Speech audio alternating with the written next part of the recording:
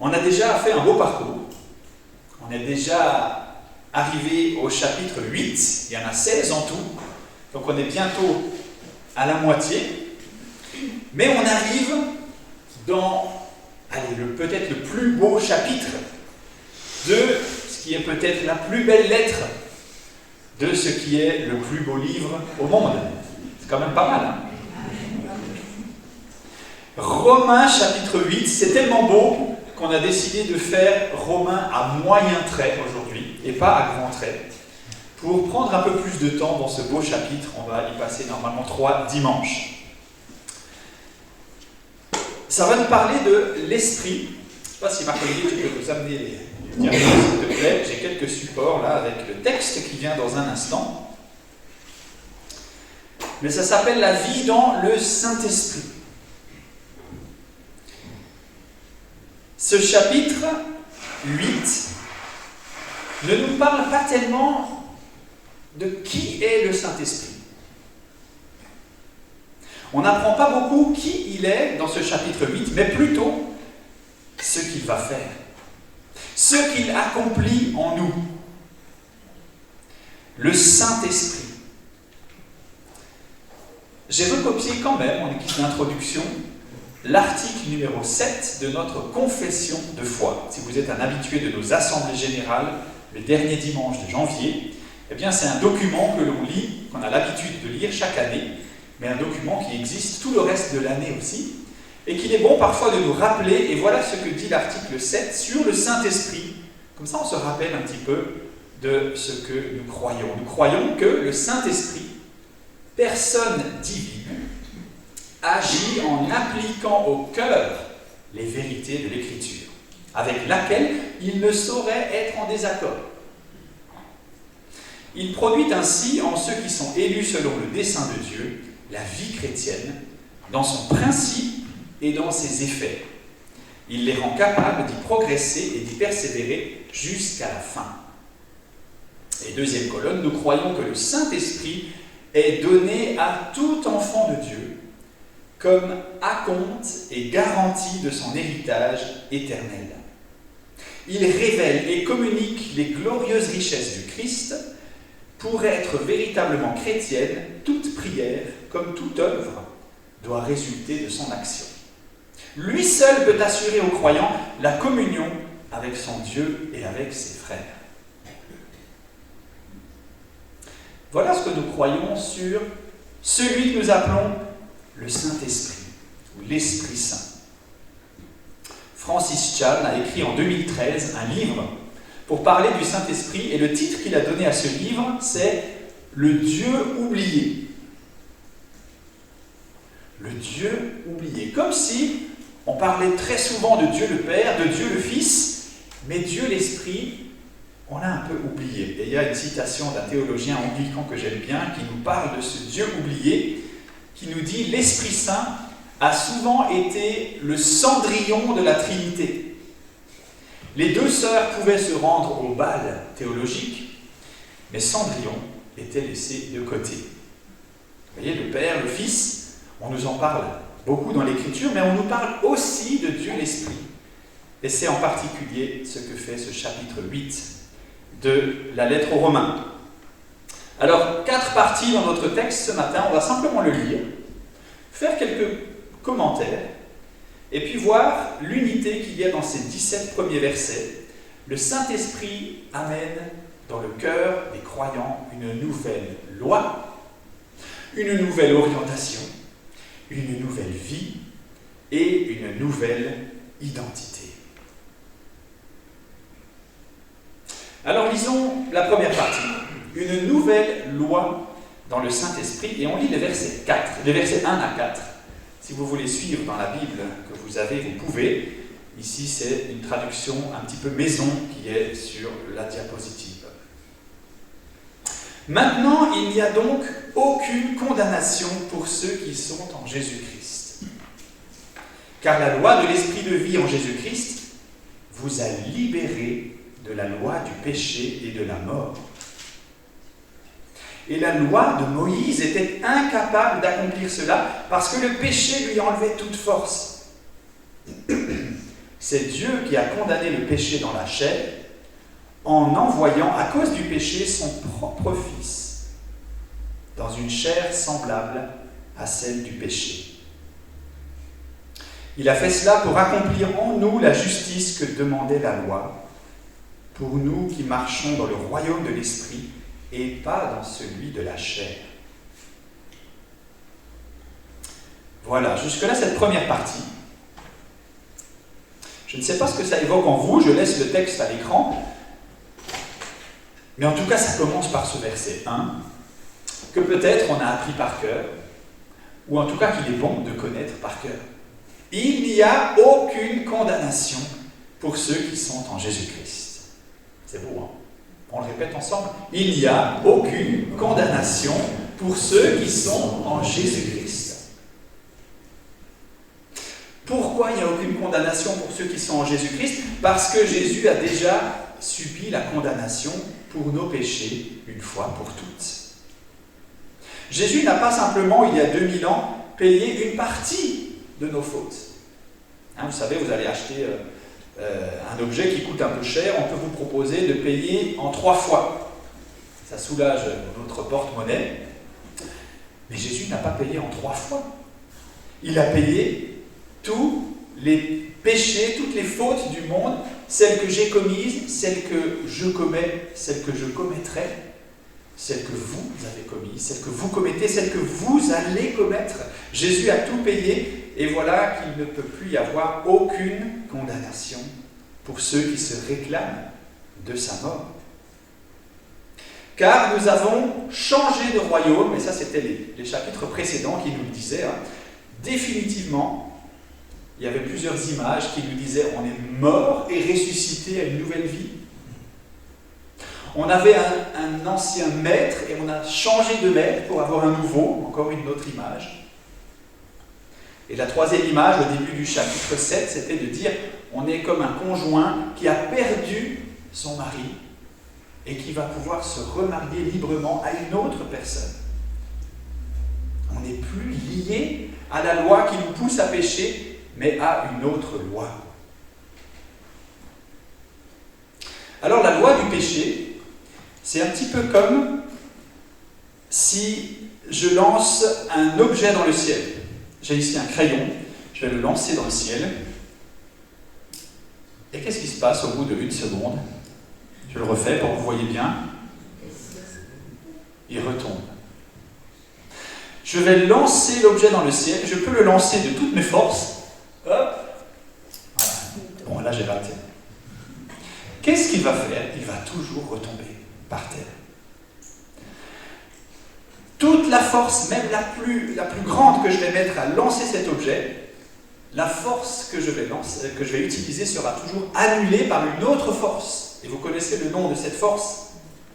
C'est la gravité. Et vous connaissez peut-être la constante qui définit l'accélération dans la gravité. Qui connaît ça? 9,81 mètres par seconde carré. L'accélération de tout objet soumis à la loi de la gravité. Maintenant, je pourrais peut-être demander à l'homme le plus fort du monde de jeter le plus haut possible cet objet. Qu'est-ce qui se passera aussi? Il va retomber.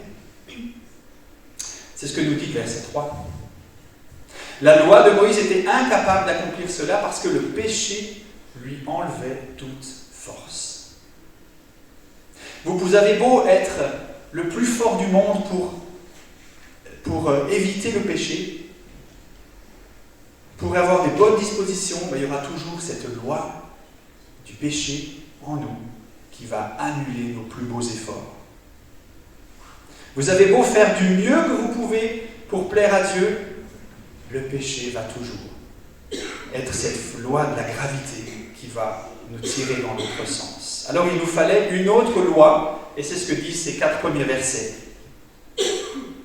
La condamnation du péché par Jésus-Christ, c'est le début de la 2e colonne. C'est ça la nouvelle loi qui va annuler la force de gravité qui ramène toutes nos actions vers le bas.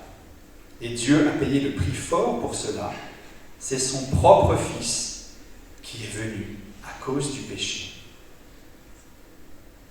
comprend ça? Jésus est la nouvelle loi que vient nous apporter le Saint-Esprit en nous. La loi de l'Esprit de vie, verset 2, en Jésus-Christ. C'est cette loi qui nous libère de la loi du péché qui est dans nos membres. Alors je vous commente encore un peu la fin du verset 3. Est-ce qu'il y a quelque chose qui vous surprend un petit peu dans ce verset? Il a envoyé son propre fils dans une chair semblable à celle du péché. Qu'est-ce que ça veut dire ça? Paul est en train, donc Paul c'est l'auteur de ces lignes, il est un peu sur une ligne de crête. Parce que c'est important de comprendre nous aussi qui est le Christ avec ces mots. Paul veut insister d'une part sur le fait que Christ est vraiment devenu un être humain. Il est venu dans une chair semblable à celle du péché. Il s'est exposé au pouvoir du péché. Il a été tenté par le péché. C'est d'ailleurs la leçon d'un des groupes d'école du dimanche ce matin. Ils vont parler de la tentation du péché. Mais d'autre part, il est aussi important de dire que Christ n'a pas péché. Et c'est pour ça qu'il utilise ce mot-là, semblable à celle du péché. Christ est venu avec un corps d'être humain comme le nôtre, une chair semblable à celle du péché. Si on le voyait dans la rue, eh bien, on ne pouvait pas forcément dire que c'était un homme différent des autres. Et pourtant, la Bible nous dit que c'était un homme très différent des autres, parce qu'il a été le seul à ne pas pécher. Voilà comment on peut comprendre un peu cette expression, semblable à celle du péché. Il ne dit pas qu'il est venu dans une chair de péché. Il ne dit pas non plus qu'il est venu comme un esprit qui se baladait au-dessus du péché. Vous voyez la nuance et la finesse ici des mots de Paul. Voilà pour ces 4 premiers versets. Et si ça va pour vous, on passe à la suite, versets 5 à 8. Ceux qui sont dans le royaume de la chair sont portés sur les choses de la chair, alors que ceux qui sont dans le royaume de l'esprit sont portés sur les choses de l'esprit. Car quand on est porté sur les choses de la chair, on est dans la mort. Quand on est porté sur les choses de l'esprit, on est dans la vie. Quand on est porté sur les choses de la chair, on est l'ennemi de Dieu. Parce qu'on n'obéit pas à sa loi. On en est même incapable. Il est impossible pour ceux qui sont dans le royaume de la chair de plaire à Dieu.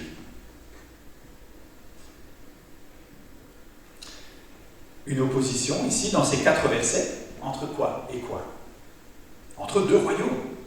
Appartenir à 2 royaumes différents, c'est ainsi que j'ai traduit cette expression qui nous dit selon la chair, littéralement, selon l'esprit. Mais ça veut dire qu'on appartient à un principe, un royaume avec son roi, ses lois. Et j'ai aussi traduit porter sur les choses de la chair ou de l'esprit. La traduction seconde mentionne on affectionne les choses de la chair ou de l'esprit. C'est un mot qui veut dire, en fait, plus qu'affectionner.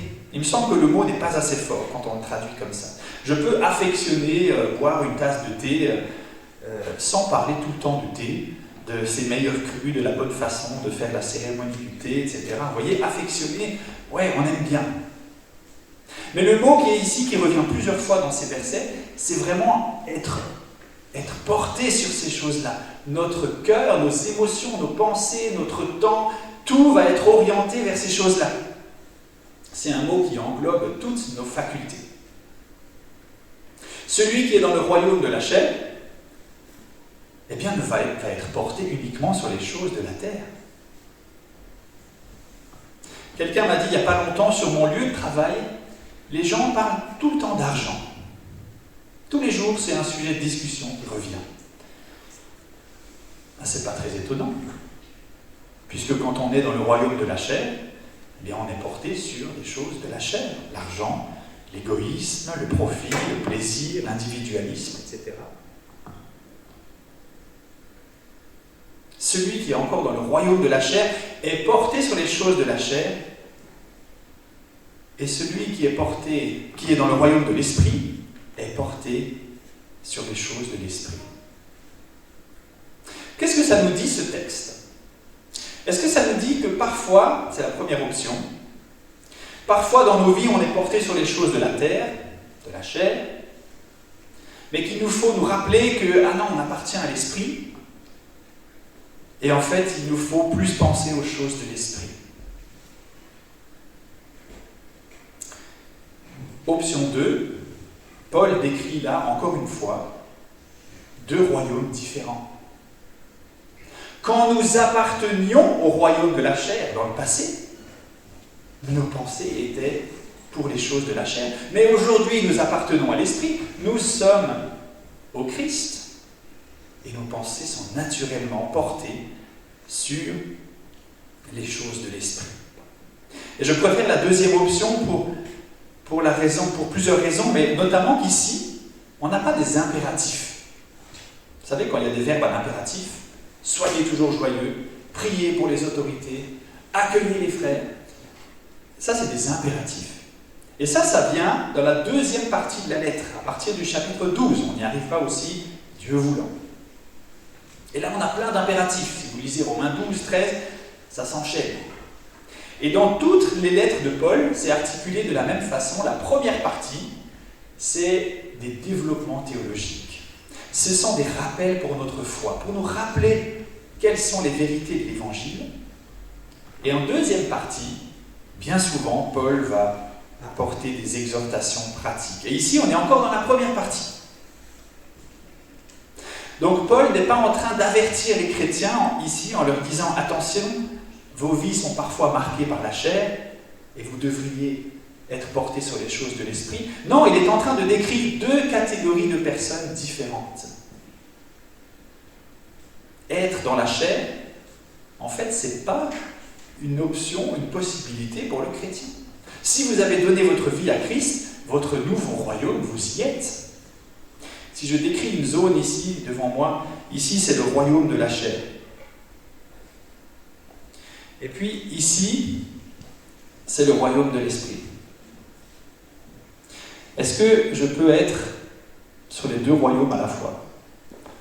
J'essaie d'écarter mes jambes au maximum, mais j'y arriverai pas. Je suis soit dans le royaume de l'esprit, soit dans le royaume de la chair. Dans ce passage, et même dans les versets qui suivent, il n'y a aucun point de recoupement entre ces deux royaumes. On ne peut pas avoir un pied à droite, un pied à gauche. C'est contradictoire avec ce que dit la lettre aux Romains.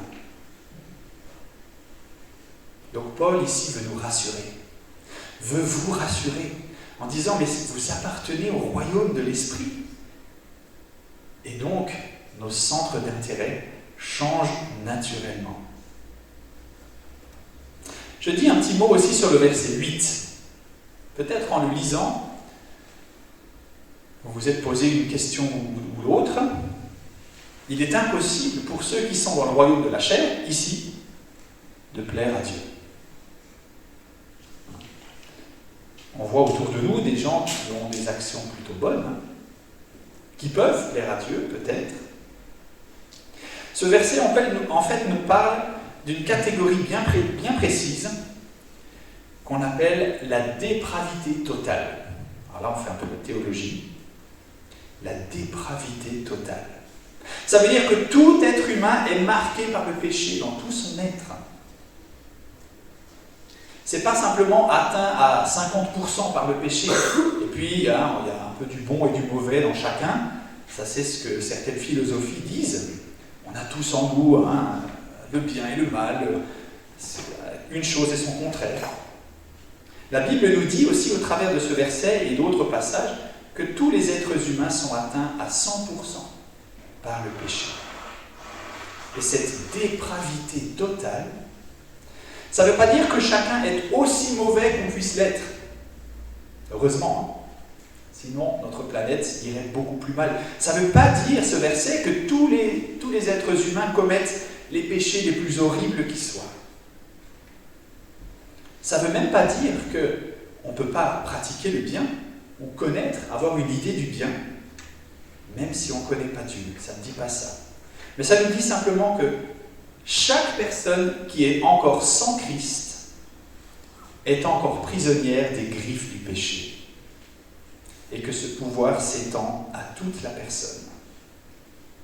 Personne ne peut trouver en lui-même les ressources pour faire le bien en dehors de ce transfert de royaume pour appartenir à Jésus-Christ. Voilà donc ce que l'Esprit apporte aux croyants, c'est une nouvelle orientation. Une nouvelle loi, on l'a vu tout à l'heure, la loi qui annule l'effet du péché. Une nouvelle orientation de nos pensées, de notre être. On va être porté sur des choses complètement différentes. Et l'image qui vient ensuite en troisième partie, c'est la nouvelle vie dans le Saint-Esprit. Et on lit ces 5 versets, versets 9 à 13. « Mais vous, vous n'êtes plus dans le royaume de la chair, mais dans celui de l'Esprit, puisque l'Esprit de Dieu habite en vous. Et si quelqu'un n'a pas l'Esprit de Christ, il n'appartient pas à Christ.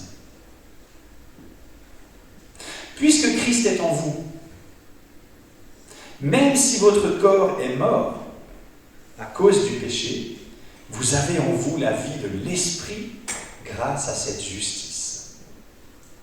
Et puisque l'Esprit de celui qui a ressuscité Jésus d'entre les morts habite en vous,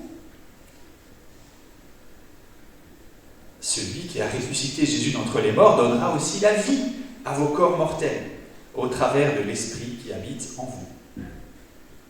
Ainsi donc, frères et sœurs, nous avons des obligations, mais certainement pas envers la chair. Nous ne lui devons plus rien. Nos vies en sont totalement détachées. Car si vous vivez dans le royaume de la chair, vous allez mourir. Mais en faisant mourir les actions du corps, vous pourrez vivre. Voilà un passage encore très dense, avec beaucoup de mots-clés. On pourrait prendre un peu plus de temps pour s'arrêter sur certains de ces mots. Mais je résume simplement avec ce qu'il faut en retenir. Paul parle aux chrétiens. Quels sont les premiers mots de ce verset 9 ? Mais vous. Vous voyez, avant, on se souvient, il parlait à ceux qui sont encore dans le royaume de la chair et qui sont portés sur les choses de la chair.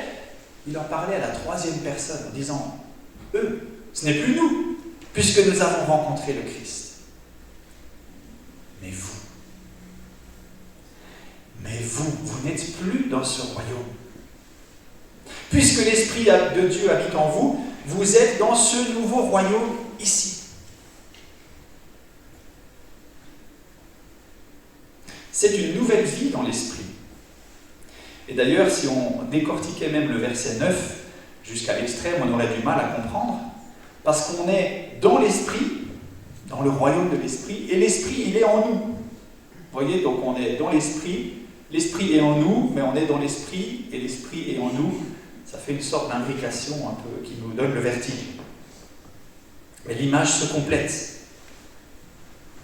Nous sommes dans l'Esprit, et l'Esprit habite en nous. Dans ce passage, il y a plusieurs fois le mot « si » que j'ai traduit par « puisque », verset 10, verset 11. Dans certaines autres traductions, il y a « si », comme si il pouvait y avoir, par exemple au verset 9, « vous vivez selon l'Esprit, si du moins l'Esprit habite en vous ». Et là, j'ai plutôt traduit « puisque l'Esprit de Dieu habite en vous ». Vous savez, en français, on peut avoir le même usage du mot « si ». Si je dis si je me tiens devant vous ce matin, c'est pour partager la parole de Dieu ensemble. J'ai utilisé le mot si, mais ce n'est pas conditionnel. Vous me voyez bien devant vous ce matin. C'est le même usage, je crois, ici. C'est pas si quelqu'un parmi les chrétiens a l'Esprit de Dieu, alors il appartient à Christ. Sous-entendu que d'autres chrétiens pourraient ne pas avoir l'Esprit. Et je crois qu'il y a une pratique chez certains chrétiens qu'il me semble que ce texte peut dénoncer avec ces versets ici. C'est cette pratique qui consiste toujours à redemander des portions de l'Esprit. J'en ai pas assez. Je me sens trop en décalage avec la volonté de Dieu. Il me faut encore un peu de l'esprit.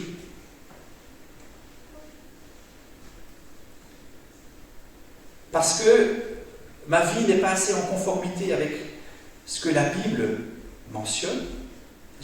Il me faut encore une dose. Je pense que c'est problématique parce qu'on a vu en ouverture que le Saint-Esprit, c'est quoi? Est-ce que c'est une sorte de fluide comme ça dont on peut se remplir, hein, comme votre réservoir est bientôt vide dans votre voiture?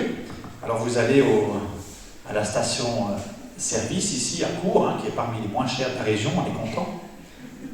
Et puis on va remplir comme ça, parce que c'est bientôt vide. Alors Seigneur, redonne-moi un peu de ton esprit. L'esprit, c'est une personne. L'esprit, c'est pas un liquide duquel on va être rempli. Ah, Seigneur, remplis-moi du Saint-Esprit. L'Esprit, il est là, il est en vous. C'est ce que nous dit ce passage. L'Esprit de Dieu habite en vous. Une personne, elle est soit chez vous, soit pas là.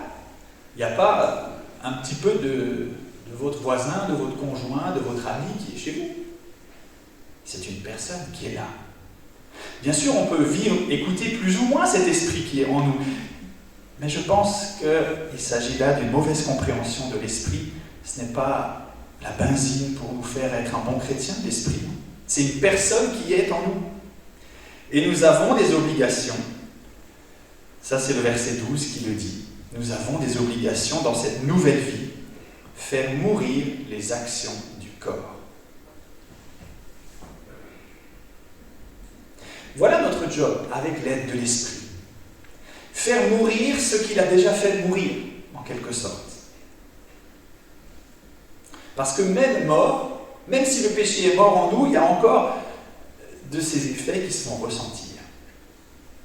Je me souviens quand j'étais petit, vous avez peut-être déjà vu aussi, ça c'était la mise à mort d'un poulet par mes parents. Et puis, une fois que la tête a été coupée, vous voyez l'image, hein, le poulet s'est enfui dans la rue, sans tête. Il a continué à courir, pas pour très longtemps. Mais c'est un peu ça l'image ici. Ces actions du corps, elles sont mortes puisqu'elles appartiennent à l'ancien royaume. Et pourtant, on doit continuer à les mettre à mort, définitivement, avec l'aide de l'Esprit, et nous tendons vers ce but, en route vers l'éternité. Donc on a bien des obligations, mais c'est plus envers la chair, mais envers l'esprit. Ça va toujours? Vous êtes prêts pour la dernière partie de ce matin? Versets 14 à 17. Magnifique verset qu'on va lire pour terminer. Tous ceux qui sont conduits par l'Esprit de Dieu sont les enfants de Dieu.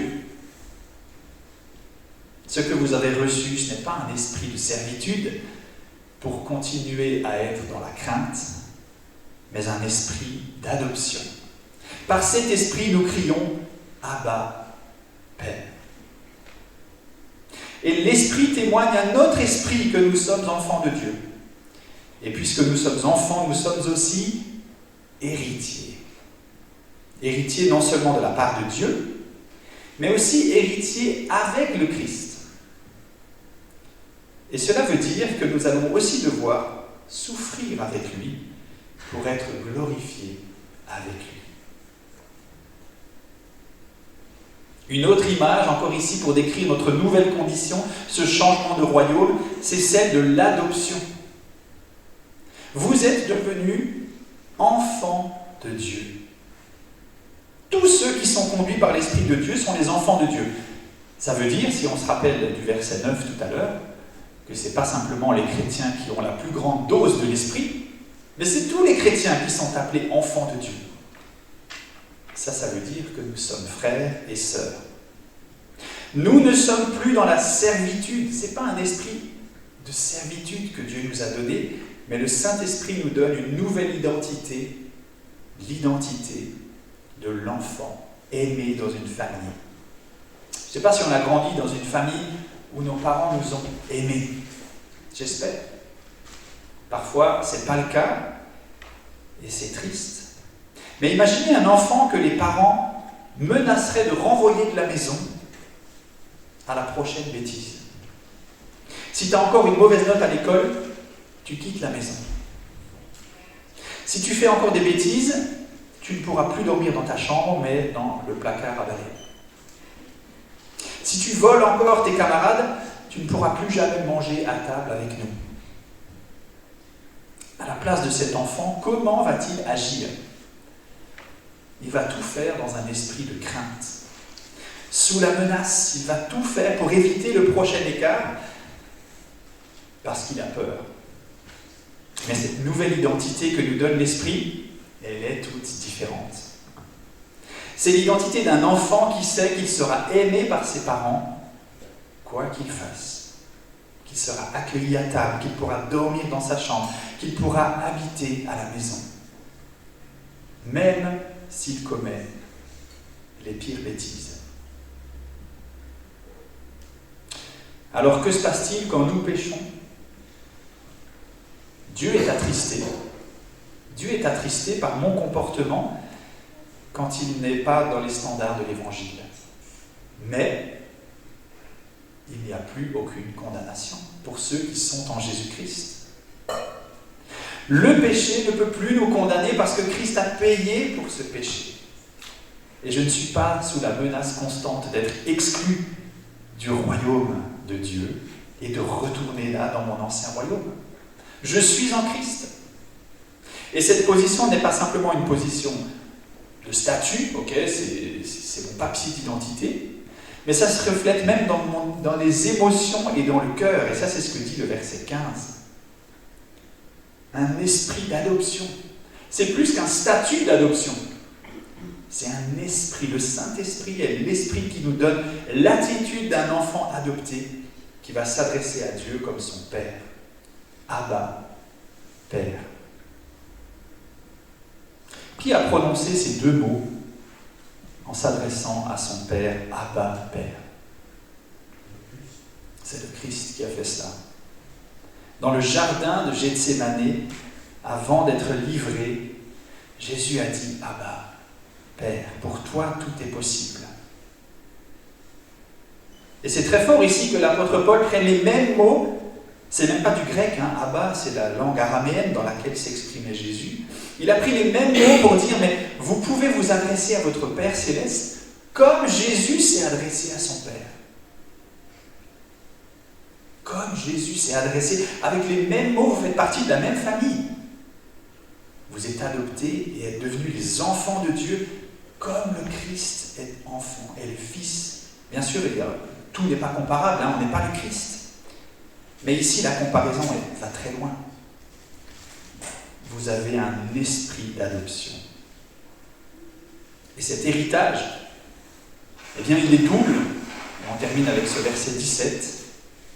Héritier avec le Christ, puisqu'on fait partie de la même famille, on hérite de toutes les bénédictions du Fils. Mais on hérite aussi, et ça nous chatouille un peu plus, de ses souffrances. Cela veut dire que nous allons aussi devoir souffrir avec lui pour être glorifiés avec lui. Et ça, c'est une transition vers la suite du passage, versets 18 et suivants, vont nous parler de ces souffrances, mais qui trouveront un accomplissement un jour et une fin au jour où nous serons glorifiés. Donc c'est juste un petit teaser là, pour la suite du chapitre.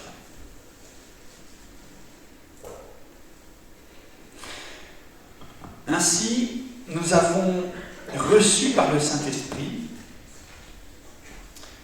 une nouvelle, on va remettre les 4 points, une nouvelle loi dans le Saint-Esprit, une nouvelle orientation dans nos vies par le Saint-Esprit, une nouvelle vie dans le Saint-Esprit et une nouvelle identité.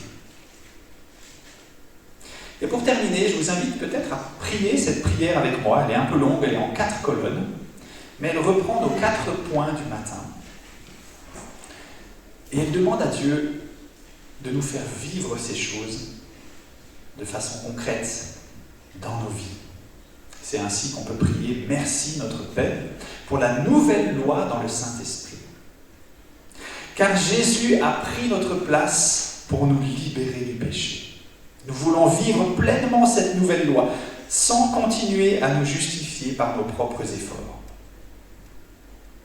Merci notre Père pour la nouvelle orientation dans le Saint-Esprit, car nos centres d'intérêt ont changé radicalement. Nous voulons vivre pleinement cette nouvelle orientation, en faisant de toi et de l'Évangile le centre de nos préoccupations et de nos affections. Amen.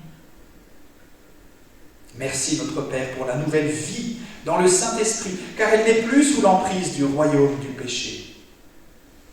Nous voulons vivre pleinement cette nouvelle vie, en faisant mourir les actions de notre corps qui te déshonorent. Merci notre Père pour la nouvelle identité dans le Saint-Esprit, car tu as fait de nous tes enfants, tes héritiers. Nous voulons vivre pleinement cette nouvelle identité en te laissant toucher toutes les parties de notre âme, notre raison, nos émotions. Alors à toi soit la gloire dans l'Église par Jésus-Christ et dans le Saint-Esprit. Amen.